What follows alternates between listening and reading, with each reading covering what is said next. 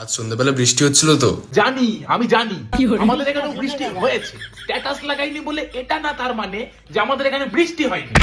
But যদি তোমার সঙ্গে আমি বৃষ্টিটা এনজয় করতে পারতাম। কি বলিস ভাই, সত্যি আমি আর তুই? দেন আরো ভালো হতো। বিশ্বাস কর, খুব ভালো হতো। তুই ভিজে থাকতিস আর আমি তোর ভেজা শরীরে একটা কাঁচা কঞ্চি কেটে এনে চপাত চপাত করে তোর পিঠে মারতাম। উফ, কি শান্তি যে পেতাম। যদি তোমার সঙ্গে আমি 2 কাপ চা খেতে পারতাম তাহলে আরো ভালো লাগতো।